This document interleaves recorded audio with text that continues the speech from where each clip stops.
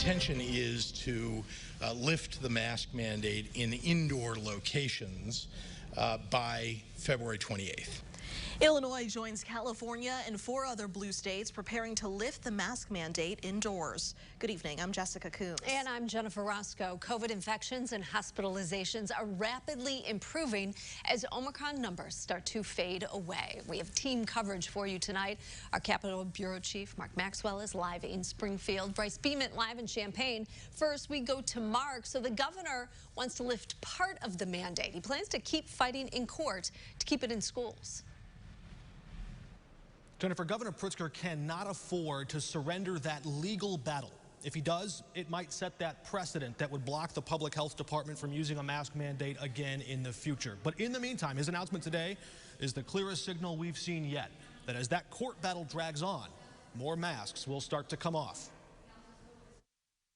Things are getting better across the state of Illinois. Governor Pritzker and Dr. Ngozi Ezike pointed to unlimited supplies of rapid tests, vaccines, oral antiviral pills, and therapeutics to explain why Illinois is better protected now from COVID-19. We've seen these numbers peak at about 7,400 hospitalizations and heading downward significantly. We're now, I think, under 2,500 hospitalizations. Pritzker citing CDC data that shows Illinois had lower hospitalization and death rates from the start of the mask mandate until now. Vaccines work. Masks work. But one anti-vaccine Republican running for Pritzker's job repeatedly refused to acknowledge vaccines save lives. Do you believe President Trump when he said it was unvaccinated patients who were driving hospitalizations and deaths and that vaccinations save lives? I do not agree with that. State Senator Darren Bailey refused to accept the publicly available data as fact.